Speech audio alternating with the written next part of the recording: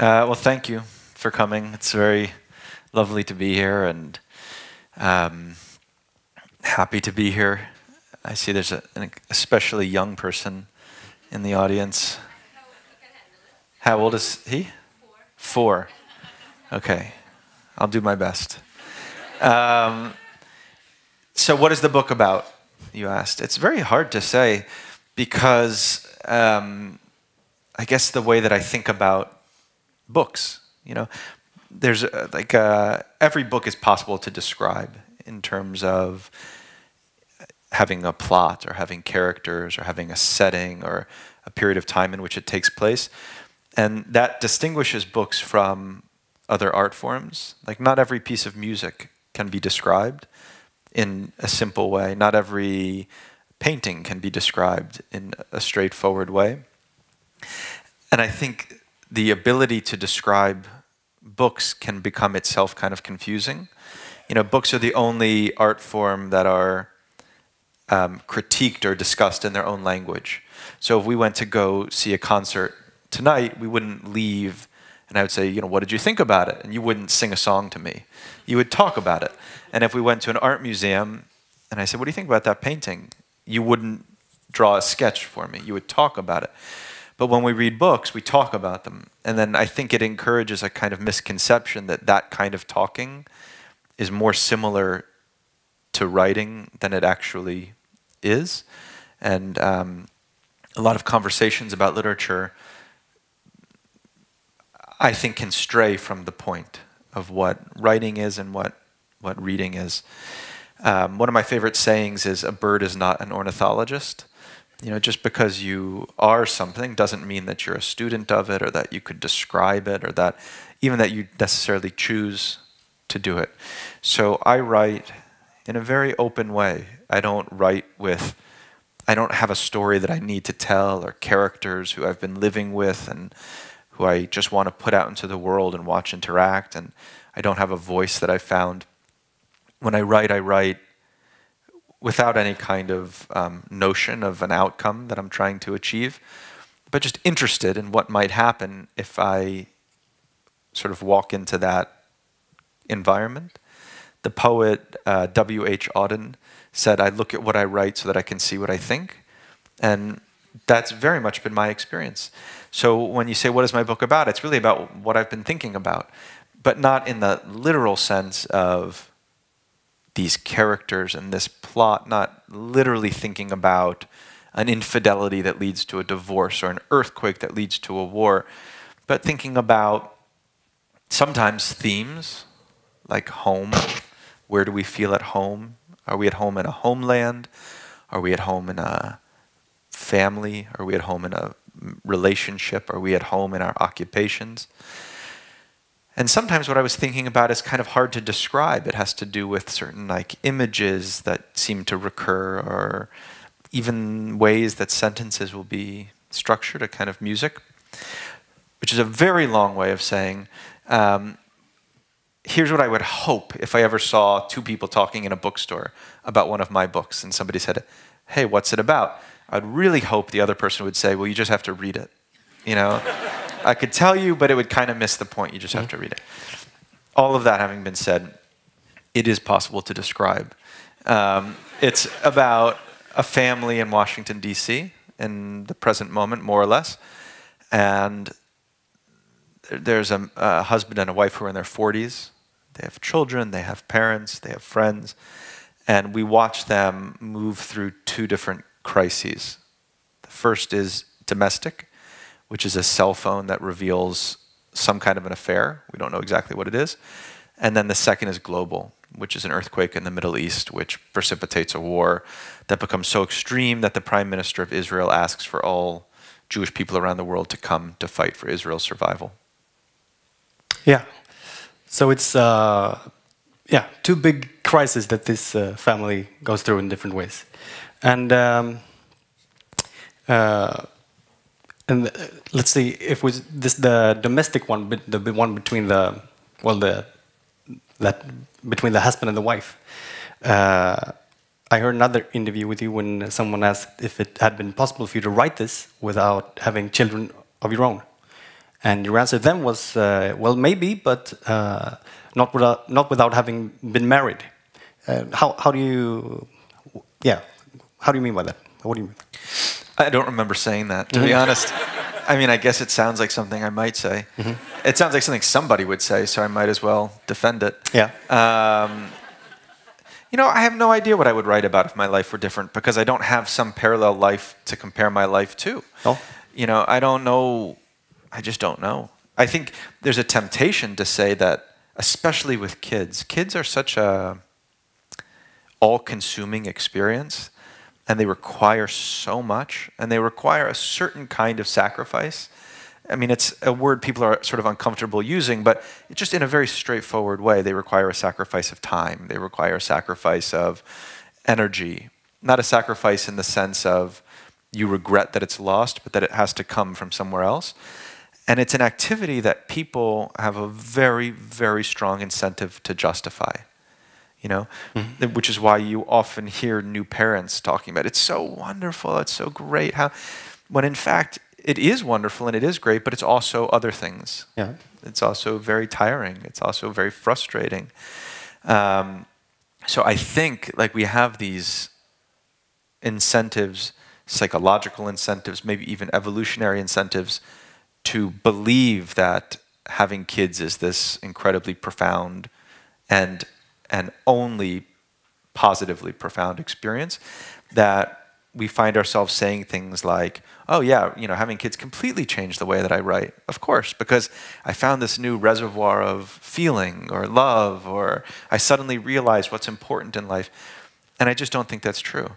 I think that just as time and energy is given to kids comes from somewhere else, like I did find myself writing about a certain kind of love and a certain kind of care, but it came at the expense or at the sacrifice of other things that I might be writing about. So I can tell you that I don't write autobiographically. I've never written an event in a book that corresponded to an event in my life. That I can say that while also admitting that I got divorced, and there's a divorce in the book, and I have kids, and kids yeah. are very important in the book. But I really don't ever want my writing to be on that level of events. I think that events are necessary. You know, you can't really have a novel unless you're writing a story that a reader is taken by, and that a reader wants to move through and find out what happens next, and characters that a reader cares about. But speaking for myself, the richest experiences I ever have as a reader are the ones precisely when I forget about the plot and the character. There's a moment that happens, and for me it maybe only happens once every year, or 2 years or 5 years, where I'll be reading something and then suddenly I have to like close the book and look up because I feel so known. Yeah. And known not by the characters, but known by this imagined author, who I know isn't the real person. I know there isn't a real conversation happening between me and her or him, but it really feels like there is, and it feels like I'm suddenly exposed in a way that's both good and bad. And I also feel like the author is exposed to me in a way that's both good and bad, but it's just very vulnerable and important and precious. And so I think all of this other stuff is kind of a structure that you build up with the hope of creating that moment. Okay, yeah. So that is just, yeah, you have to do that in order to get there. It's like a roller coaster. Like when you're going down, nobody is thinking about how the wood is assembled, or nobody's thinking about the angle of the incline, and nobody's thinking about the kinds of wheels that are, I mean, actually maybe you are thinking about those things a little bit, but assuming that you trust the roller coaster, and you do have to trust a book as well, all that goes into making it an actuality, which is necessary. And as with the roller coaster, if you don't do it well, if it's not constructed well in a book, it won't work. But it's not the point. Or maybe a better example is also transportation. You know, I came from the States a couple days ago by airplane. And taking an airplane is the best way to get from New York to, in this case, Oslo, is where I flew into. It's the best way to do it.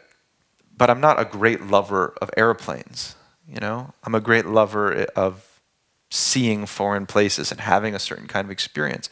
I just rely on the airplane. And the airplane has to be well constructed or I can't make that trip. So I'm not a great lover of character. I'm not a great lover of plot. But it is the best way to get to these things that I do love, which are harder to describe. Yeah. But maybe the difficulty in describing them has something to do with how deep they are. That feeling of like being recognized or being able to express myself or being sort of unalone. Do you have an example of when you had such a feeling? Sure. When I was reading this book, I read a lot of poetry, and I should say I'm not a huge reader, actually, and that always surprises people. And I also, I'm not a huge reader. I think I go more to music or to the visual arts to like get this experience that I'm talking about. But in terms of reading, I read a lot of poetry when I was writing this book. Here I am. There was a poet named Franz Wright, an American poet, who just meant a lot to me. Oftentimes, I'll be reading his book and have that moment of needing to close it and reflect on it. Well, in the book, the crisis in the relation, it's this couple, Jacob and Julia. They drift apart, but it's also obvious, I think, that they have they have something together. They have a strong bond as well.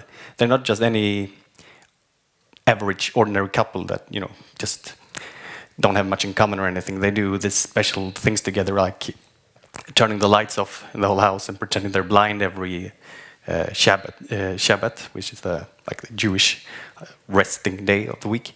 So they have this, they have something special in common. So why is it, you think, that what makes them drift apart? Distrust, did somebody say? Who said that? Who said it? It's so funny to me how this book, for whatever reason, much more than my other books, people always end up talking about themselves rather than the book. You know, they'll say like, I found it so interesting in that scene where one of them says this and the other says that. I say, you know, that scene wasn't in the book. I don't know what it is that you're remembering. Or they'll say, you know, distrust. Like, I don't know, where did that come from? I don't agree, but I don't think you're wrong. I just don't agree. I think that they're two very thoughtful people, and they're very loving people and sensitive, and they love each other, and I think they even are in love with each other. But they notice that over time this thing happens. And speaking of, you know, responses from readers, if I had a nickel for every time somebody had come up to me and said, like, yes, why does that happen? Or, I know that do you think there's a way to undo that? Or, clearly I don't, but it has come to take on the feeling of a universality. I've heard it so many times. And what it is two people who become closer and closer and closer on the level of like doing things in the world. So in their case, buying groceries, cooking meals, cleaning up after them, arranging schedules, arranging carpools, you know, making sure the kids have clothes, making sure that they have the house and health insurance paid on time. But not only that, not only mundane domestic things, but also rich domestic things, like what was your day at work like, and what do you think about how Sam seems to be becoming, this anxiety seems to be growing inside him. What do you think we can do about that? And they're just kind of like a wonderful couple in the kitchen, and they're a wonderful couple in the living room, and they're a wonderful couple in the dining room. But then when they go upstairs to the bedroom or to the bathroom, something strange happens, where these people who have such an easy time talking about everything suddenly have such a hard time talking about almost anything, and they become embarrassed of their desires, embarrassed about their bodies in certain ways, even ashamed. And I think it's the embarrassment and shame don't refer to any original sin or anything bad. It refers to itself, like an embarrassment about the embarrassment, like the inability to reach out. You know, there's a scene, I think, maybe this is now me making up a scene, and I honestly don't remember, but I think there's a scene in the book where they're in bed, and each of them is thinking, you know, Hand, why won't you just reach out? It should be so easy, like just do it. And because you know that if you reach out, the person will reach back. You know that it will work. And yet there's almost this like emotional and physical paralysis. So this Jacob and Julia, without knowing why, but witnessing it as it happens, start to measure things. You know, why didn't he kiss me goodnight last night? Well, for the same reason that you didn't kiss him goodnight last night, which is who knows why. You just didn't. And then the next morning, she's making coffee, and instead of pouring 2 mugs, she just pours 1. It's like not a big deal. It's a lot of these things are, I don't know if you have the expression here, you know, plausibly deniable. Something where you could say like, it might be just for this moment now. It might be nothing. Or very easy to defend yourself and say, oh, that's nothing. I didn't. And so one plausibly not deniable thing at a time, the kiss doesn't happen, the coffee doesn't happen, and then he's reading the newspaper and sees an interesting article, but instead of sharing it as he normally might, keeps it to himself, and she packs a lunch for him, let's say, for work, but doesn't put in some little nice thing for the end of lunch, and he says goodbye from across the kitchen instead of up close, and then just one plausibly deniable thing at a time, one tiny little step at a time, they find themselves sort of at opposite, first of all, playing this game of like human chess, where they're constantly then everything that had just used to happen becomes observed and measured and self-conscious, but also they're looking at each other across this canyon, and they don't know how to get back. So there's a moment at the end of the book, and it doesn't give anything away to say that they get divorced. We revealed on page 30 or something like that. She gets married again, and there's a scene at the end when they're at her second wedding, and Jacob says to her, what do you tell people when they ask why we got divorced? And she says, well, nobody really asks me anymore. And he says, well, what did you used to tell people? And she says, well, I said that we were really good friends and good co-parents. And he said, isn't that a reason not to get divorced? And she says, yeah, I guess I found it kind of hard to describe. And he's like, yeah, me too. So what did you tell yourself? She's like, well, I never really asked myself that much anymore. When I used to ask myself, I would say, we got divorced because that's what we did. And it's not circular. Like, some people allow for some options to be on the table and other people don't. So George Harrison, the Beatle, his widow was once asked, how did you stay married for 50 years or whatever it was? And she said, by not getting divorced. And again, it sounds circular, but it's really not. You know, so much of life, it seems, is not just the choices that we make, but the choices that we allow ourselves even to have. You know, so if you're somebody who's not going to get divorced, you won't get divorced. Like, you will, every possible step that you could take, every choice that you could make will have something to do with staying together. Whether you're working on the relationship or whether you're just resigned to being unhappy for the rest of your life. But everything you do will be in the direction of staying together. People who allow themselves the option of something failing, it very often fails.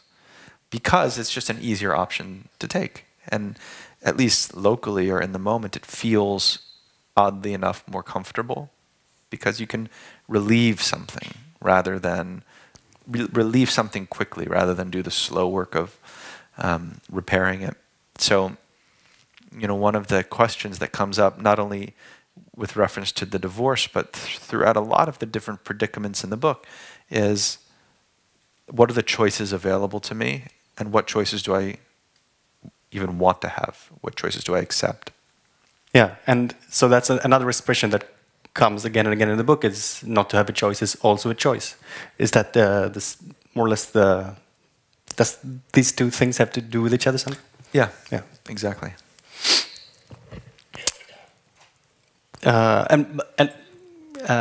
This this what they're doing, the turning off of the lights and stuff. It's an example of creativity, of course, which is well, a huge thing in all of your books. Not, I mean, there are other perhaps authors who are creative, but there in your books it's even more. It's also the characters themselves are creative. They're well, like Jacob in this book, he writes a whole big Bible of each for his TV series, and that's not enough for his creativity. He also has to write a Bible about the TV series. And when he was a kid, he pretended to be a hunchback, and a lot of examples of a huge imagination, creative with satisfying themselves as well. Some characters in your books. Where does it all come from? I guess necessity. You know, they say necessity is the mother of invention. I think, you know, if you look at where creativity has come from, let's say in the United States, in the last 100 years. So, like the most creative music came from the African American community. The most creative visual art came from the gay community. The most creative writing, or a lot of it, came from the Jewish community.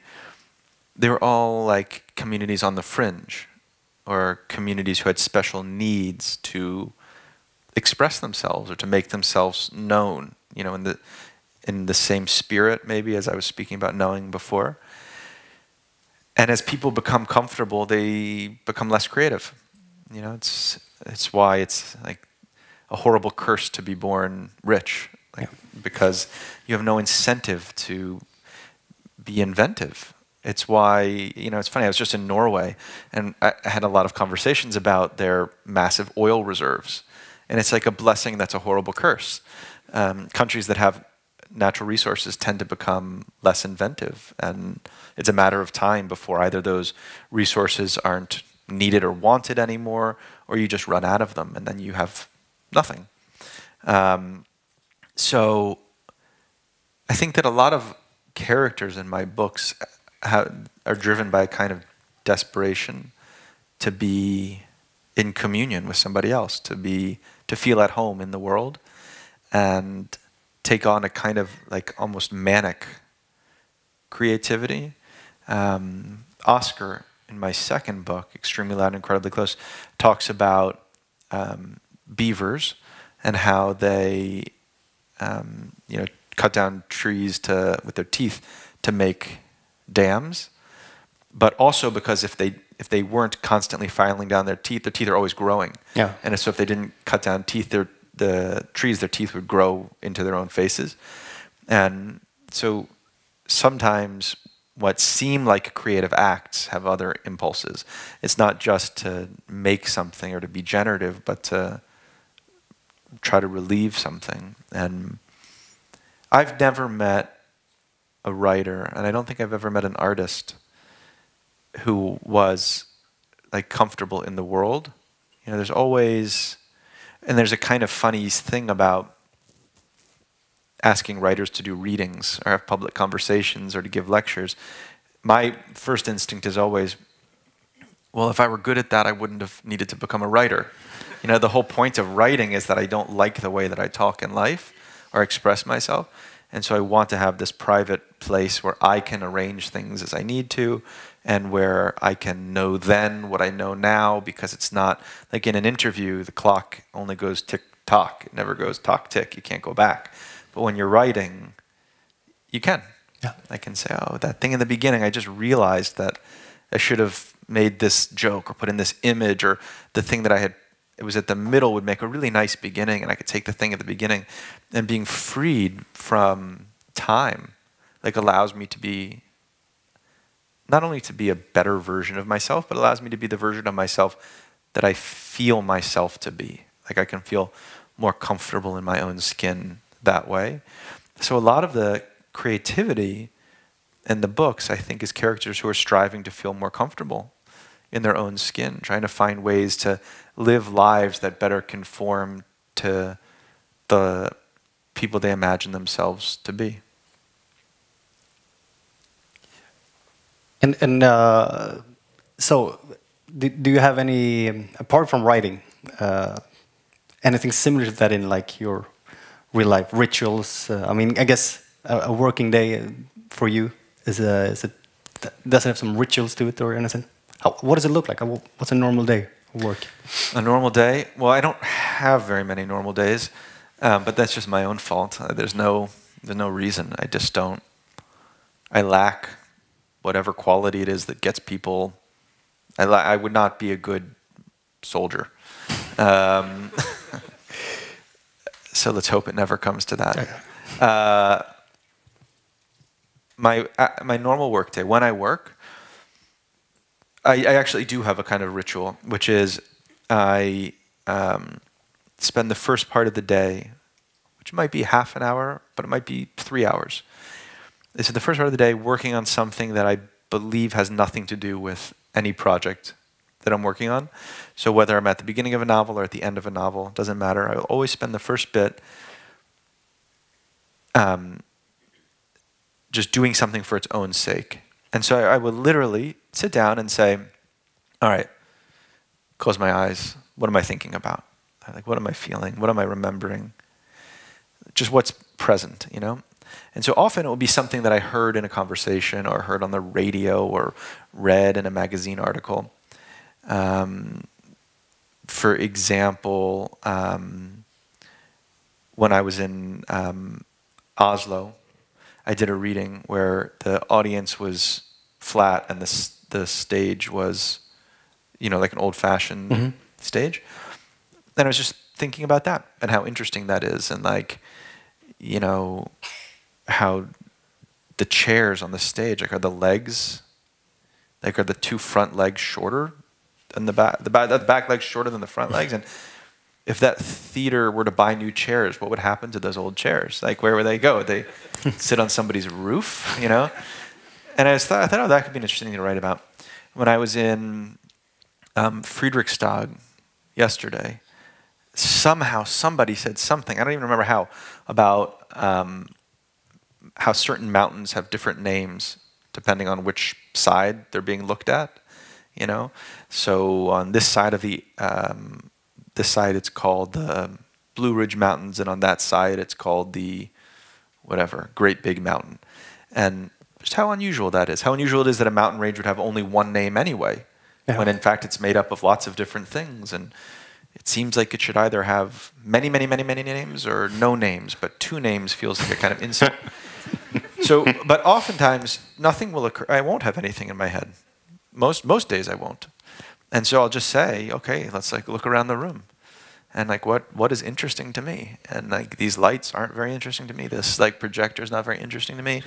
It's a little hard right now, but a curtain might be sort of interesting to me. So then, you know, Mike, and I try to be very quick about it, because that allows for like a subconscious thought rather than, hey, Jonathan, what's interesting? Which the result of that is never interesting. But instead, it's like what feels like it's like. So my first thought, looking back at that, was how they used to make curtains out of asbestos. You know, really, everywhere. Asbestos is a flame retardant, but it's also incredibly cancerous. So they stopped doing that. But there are these massive asbestos curtains all over in old theaters. And maybe thinking about, you know, the kinds of things that, in their effort to protect us, kill us. So maybe I would just try to like give that a little bit of thought. Or I would think about flame retardants are kind of interesting, actually. Like in America, there is only one state in the country, which is California, which has a law that all upholstered furniture has to be flame retardant. Because of that, every single piece of upholstered furniture for all intents and purposes in America, it has flame retardants in it. But it's like carcinogenic and it's terrible and everybody knows it and there's nothing to do about it. So if you want to buy like a sofa that your kids can sit on without sitting on all these chemicals, you have to buy it from Europe, or you have to find something that's quite old, which like completely changes the whole mathematics of buying a stupid chair.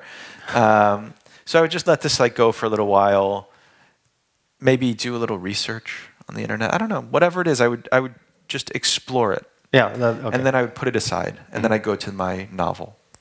And then when I'm working on the novel, I start at the beginning of wherever I was. Like if I'm working on chapter 3, I go back to the beginning of chapter 3 and I read through it, no matter how long it is, and I edit as I go.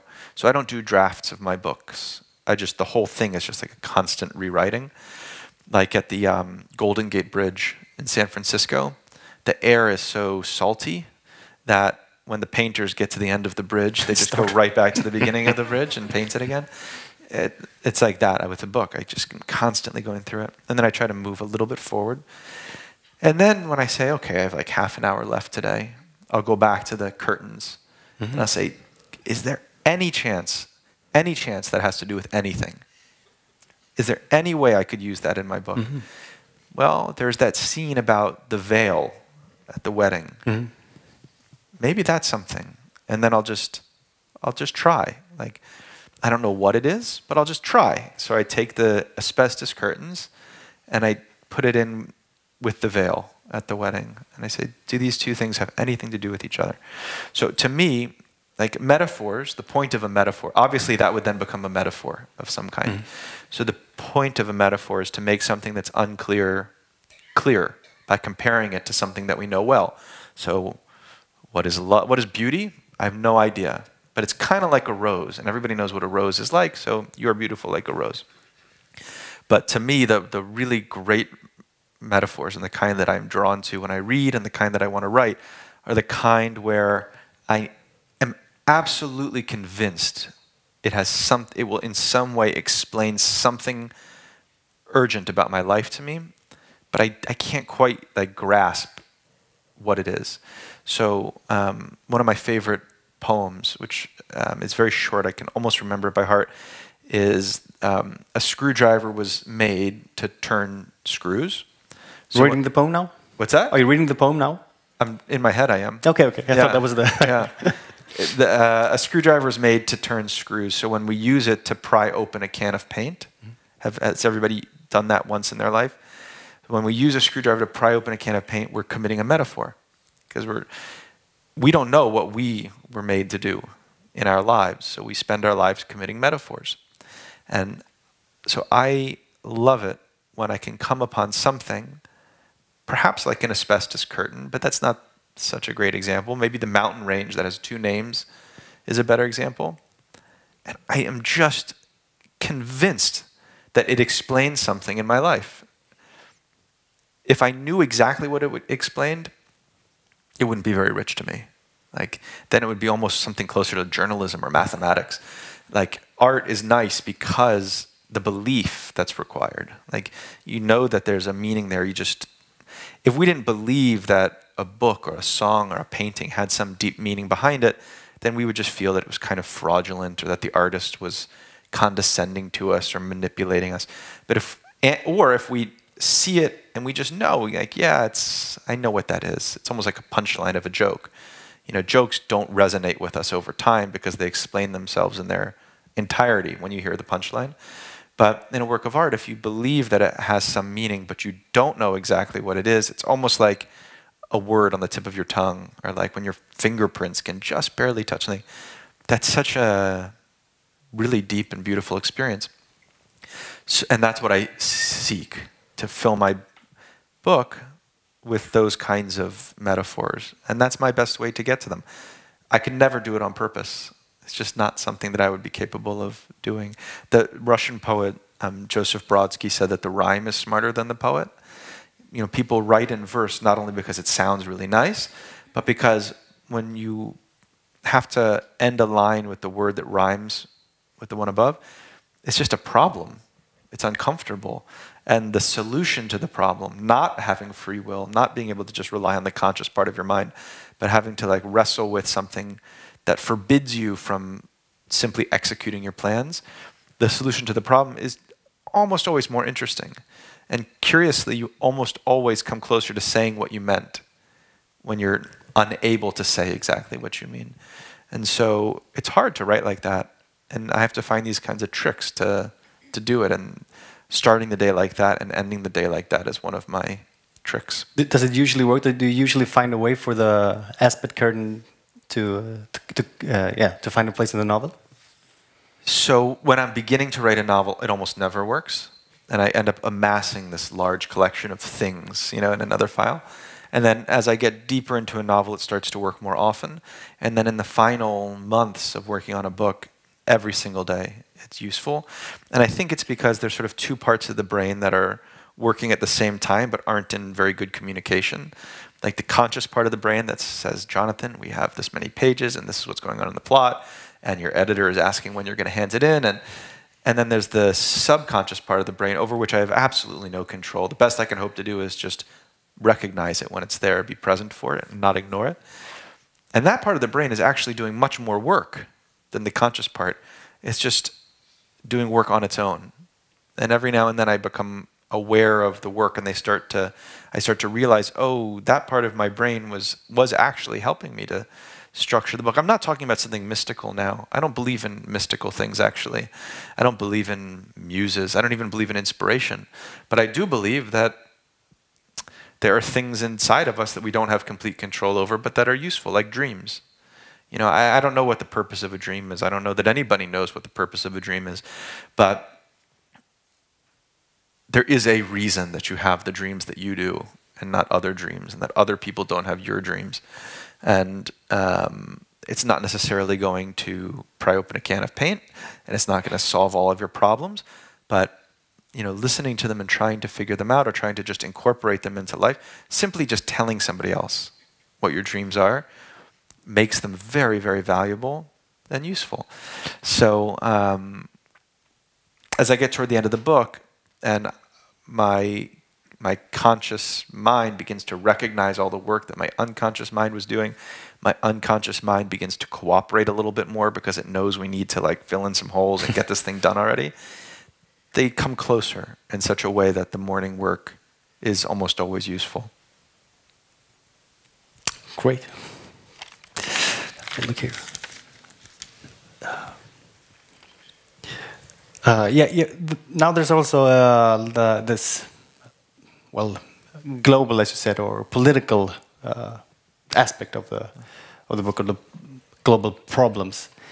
And there's an earthquake in Israel, and as you said before, that becomes a reason for the Prime Minister of Israel to ask all the Jews in the whole world to come there and help in the struggle. And there's also a lot of debate within the family, especially between Jacob and his dad, and Jacob and his Israeli cousins.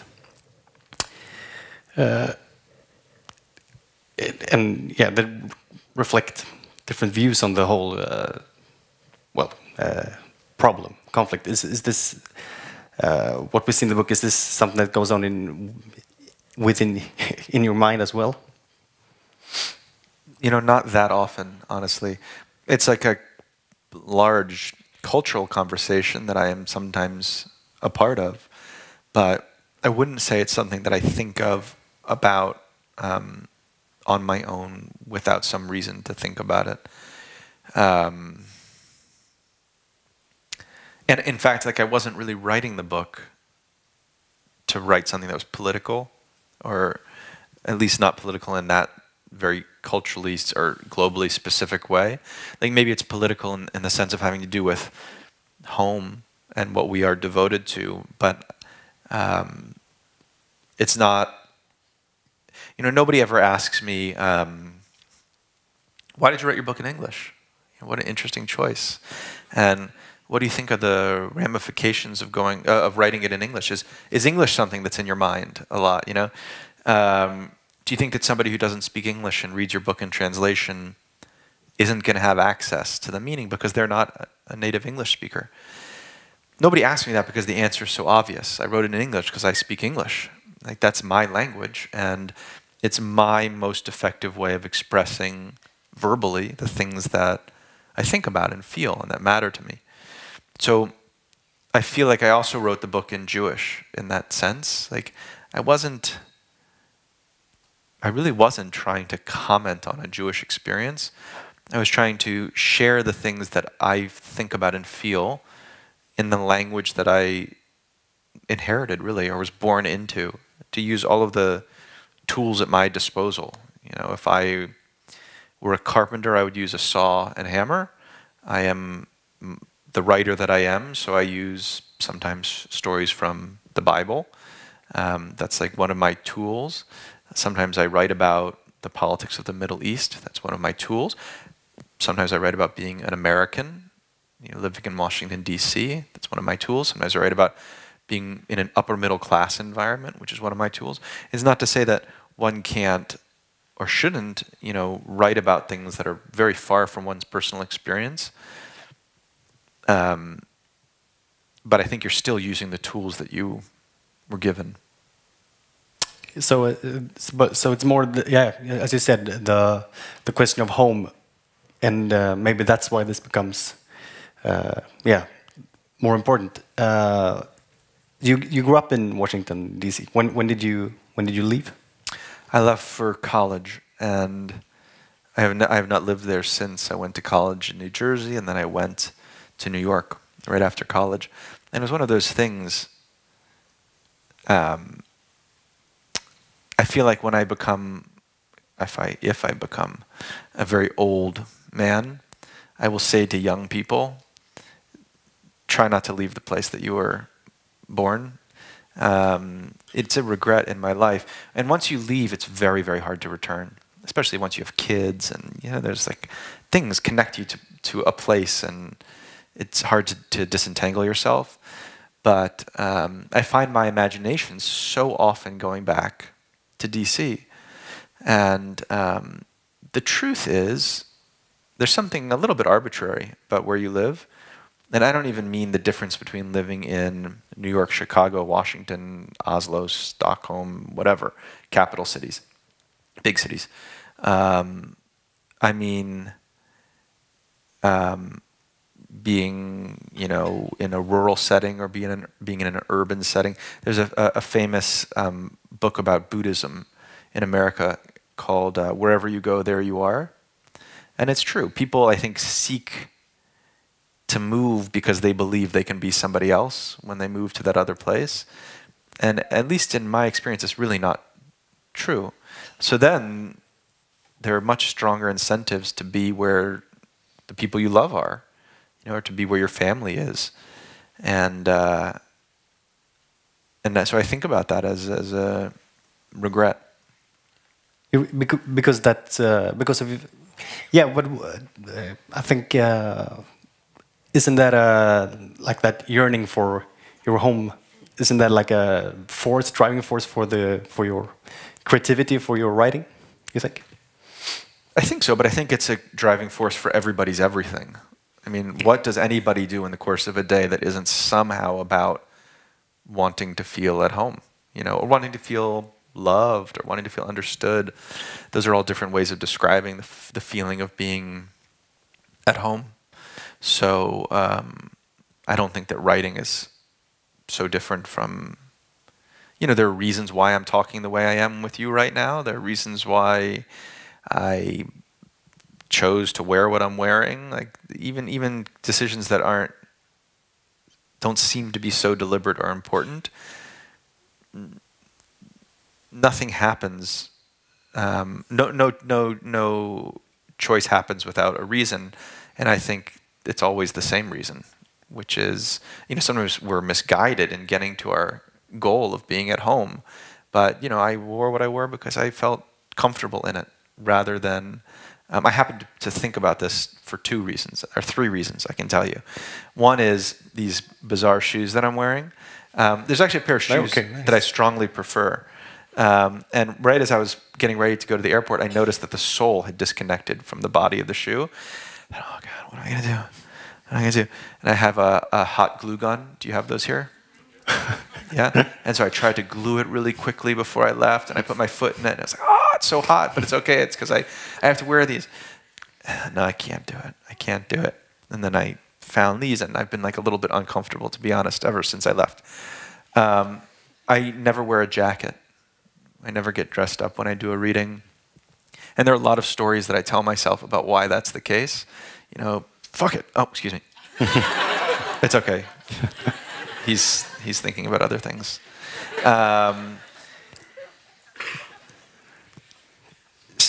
You know, I'm a writer. I'll just wear whatever I want to wear. But the truth is, like, there's also anxiety about making an effort, or anxiety about revealing even that you care, you know? And sometimes you feel like you can excuse yourself from that whole game by making it obvious that you don't care. But of course, that's just another way of making it obvious that you care. I wore the same pair of glasses for maybe 8 years. And I had to get new glasses the other day because they'd literally worn thin to the point of like imminent breakage. I had this huge conversation with myself. Like, you should thank God, by the way, that you're not one of my friends in New York, because this was like, you would have felt really harassed by this conversation. I ended up getting the same glasses. But my point is the outcome doesn't really matter. The point is, like, each of these decisions had to do with like, comfort and a desire, perhaps a desire to appear a certain way, perhaps a desire not to appear a certain way, perhaps a desire to like fulfill some idea of myself to myself. But ultimately, they all come down the same funnel of just like wanting to feel okay in the world, you know, and that's what everybody does. Everybody wants, and it's the reason that I write. It's the reason why the characters in my book do what they do. It's the reason why everybody reads. It's the reason why everybody's here today. Like, you want a sense of community, communion, a feeling of not being alone in the world. James Baldwin said that, he said, I used to think that the things I felt most deeply, most alienated me or estranged me from the rest of the world, because who could be happy like I'm happy, or could be sad like I'm sad, or who could think about, you know, glasses in the way that I do. And then, he said, I came into art and literature, and I realized that the things I feel most deeply actually most strongly connect me to other people, just not the people that I had anticipated. And so, like, putting oneself out in the world, being open, before I was talking about being open to what was inside my own mind, like, that there are very valuable things located in places I might not expect. And so I try to be open to those unexpected places. The same thing, like, outside of one's mind in the world, that, you know, I'm often asked, do you like doing these interviews, or do you like having to go to foreign places? And there are things about it that are difficult. It's difficult not being around my kids. I don't particularly love flying, but I do love, like, doing in the world what I try to do inside of my head, which is like looking for the unexpected connections that will make me feel more comfortable. It sounds like the simplest ambition in life, to be comfortable, but it's actually the most profound and difficult thing to do. I mean, in a way, the word comfort, I think, is misused to like connote things like a big house or a nice climate or a good paycheck. And those things, not only do those things not make people more comfortable, they tend to make people less comfortable. Like, comfort is something that has to do with like a feeling of peace with your place, you know, your home. How about success? That could be similar to that. I mean, that you, I mean, your ambition is to be successful. Often, you have this idea that if I'm successful, I will be comfortable or whatever. But in the end, it sometimes also creates a lot of problems. How's it been for you? Because you've been successful ever since you started publishing your novels. Well, I think that my favorite answer to the question, do you believe in God, is I'm agnostic in my answer, but I'm also agnostic about your question. Like, I'm not sure I even know what you mean. Like, it's very hard for two people to mean the same thing when talking about God, and I think it's very hard for two people to mean the same thing when talking about success. The earthly success, like the material, Even earthly success is a kind of slippery idea. Like, yes, my book was a bestseller. Numbers, yeah. Was it number one? It wasn't number one. Okay, so there wasn't ultimately. Someone's book was number one. Was it number one forever? It wasn't number one forever. You know, that person wasn't J.K. Rowling. Well, J.K. Rowling isn't Shakespeare. You know, even Shakespeare wasn't somebody else. So not even Jesus was the God, you know. I have now given the full extent of my Jewish understanding of Jesus. Even as I was saying it, I thought, or is he God? I can't really remember. I know there's like 3 things that are one thing, but that's about all I know. There is no ultimate like attainment of a goal. There just isn't. It's I mentioned Buddhism once before. I know about as much about Buddhism as I know about Christianity, but one thing I do know about it is that there's this paradox at the heart of it, which is to work very hard toward no outcome. You know, we're so used to, in like Western thought, we're so used to being outcome oriented. Like if I can get to this thing, that will be fantastic, and then I'll feel resolution or peace if I can get to this thing, or if I can get to that thing. And so we work hard toward that, only to realize that there is no thing, or at least there's no place of rest. There's a thing after that thing, and after that thing there's something else. And then at the end, all you did was try without ever getting what... The deal was unfair. It wasn't a good deal. Or we're used to not trying, to saying like I was saying about me wearing a jacket. Like, I'm just not going to try. Screw it. Like, I refuse to participate.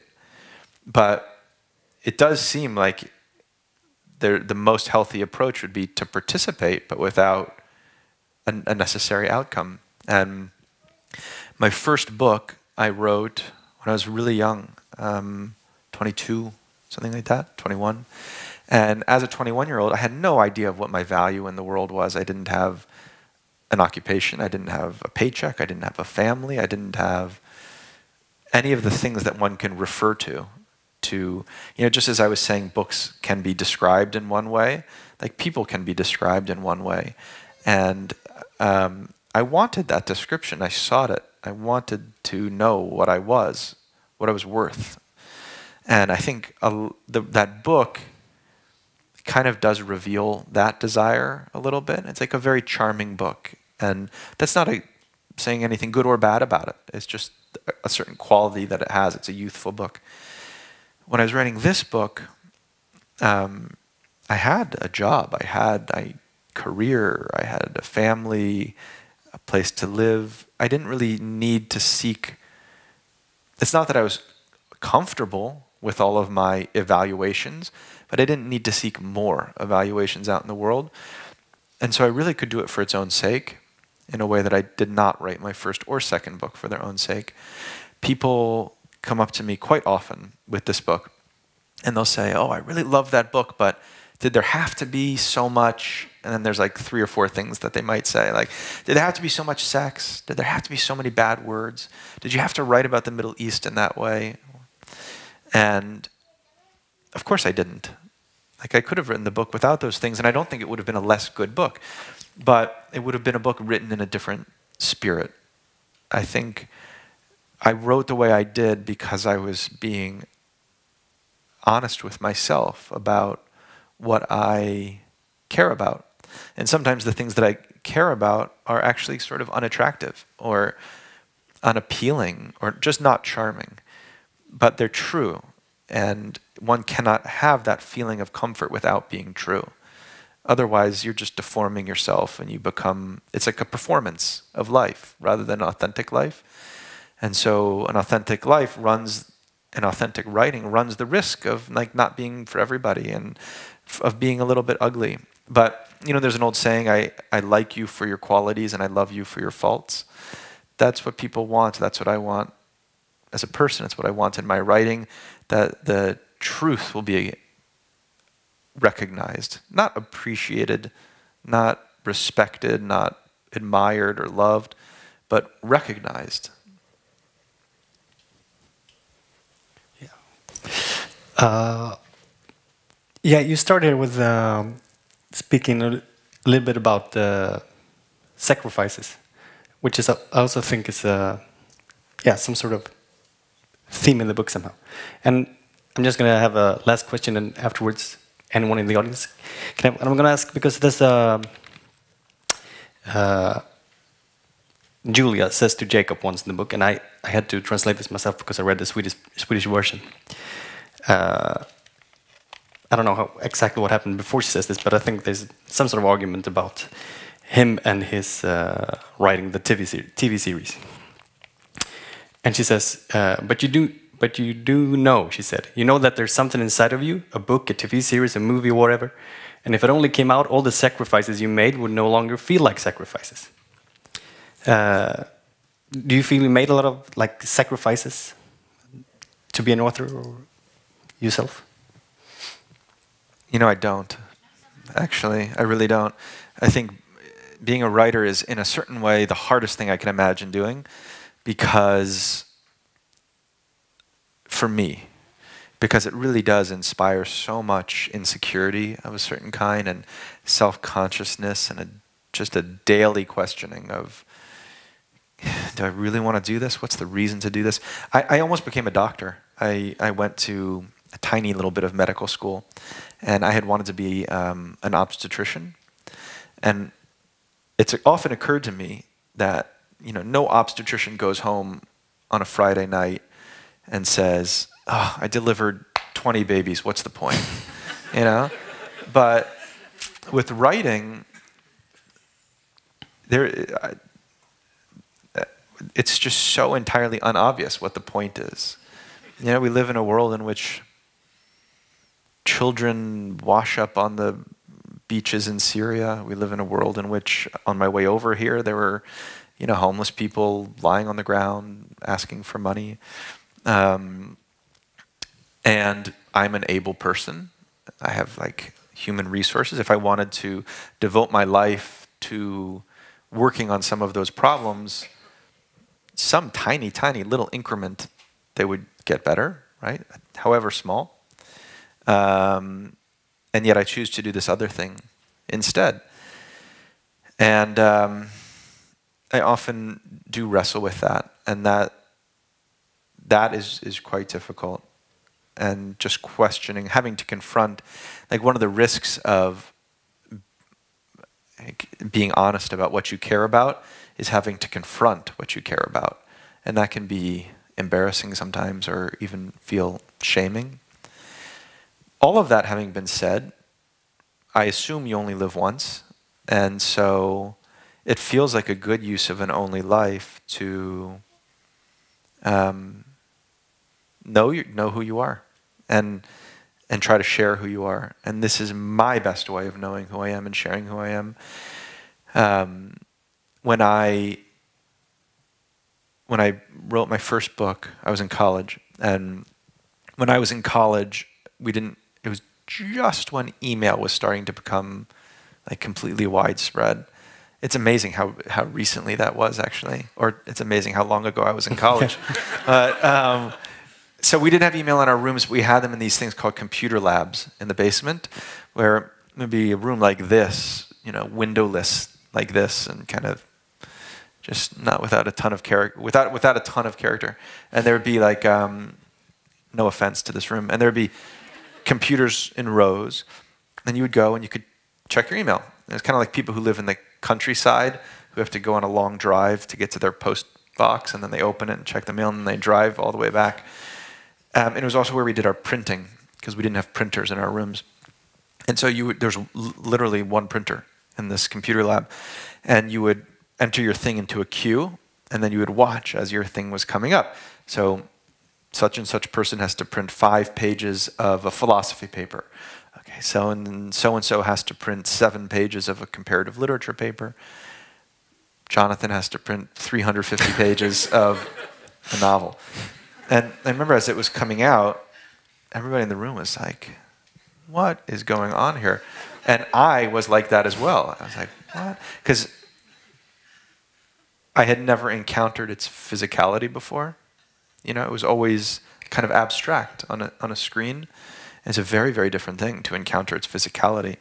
One of the most moving moments I've ever had as a writer was when that book was excerpted in the New Yorker. And I don't know if you read the New Yorker, but it has a very specific font. And to see my writing in that font, like to have that physicality, was really startling. But to see it come out of this printer, the first thought I had was, God, what on earth would have happened to all of those ideas and jokes and images and, you know, turns of plot and turns of phrase, and if I hadn't written this? And then the obvious response is, well, I would have lost them, right? They would have just, like the way that, you know, water goes through a sieve. But that's actually not true. The truth is I wouldn't have had them in the first place. I only had them because there was a context in which to have them. And at least in my experience, so much of what happens in life happens only because there's a context for it to happen. I don't walk around having deep thoughts. I don't really walk around having many thoughts at all. Like when I'm walking down the street, if I'm not actively responding to somebody or something, if I see a homeless person, I might think, okay, this is tragic for these reasons. I might pass a restaurant and think, I'm sort of hungry. But if I'm not in responding to something, I just kind of walk very quietly. It's quiet inside my head. I don't think much of anything. Nice. I imagine most people are the same. They just don't think about it very often. But that if you really pause and think about it, you don't have very many ideas unless they have a context. So then, like, the contexts start to become very important, because most people would agree that having ideas and having feelings are a huge part of what it means to be alive. So then you want to have good contexts. You want to have good friends. You want to have good conversations, because they will bring out of you the thoughts and feelings that have no other way to come out. And it's one of the things, I'm not a religious person at all, but it's one of the things that I am jealous of that religious people have, is a context for certain ways to experience life events. A novel is my best context for actually being myself. So we talked a lot about home in the course of this conversation. And a novel probably is where I feel most at home, when I'm writing something and it is almost drawing out of me. It's not that the novel is in the service of me, like I am taking from it what I want, but that I am almost doing the work for it. Like it is drawing out of me these things that I really want to be, not only to come out of me because they've been burning up inside of me and I just want to share them, but because I didn't even know they were there, or they weren't there until they were drawn up. You know, like a bucket that goes into a magical well that is empty until the bucket goes down and then it comes up with water, a dry well. That's a lot what writing is like. Like this, I don't have that much going on, except for when I find these ways to reach into myself, and then suddenly I can be very surprised.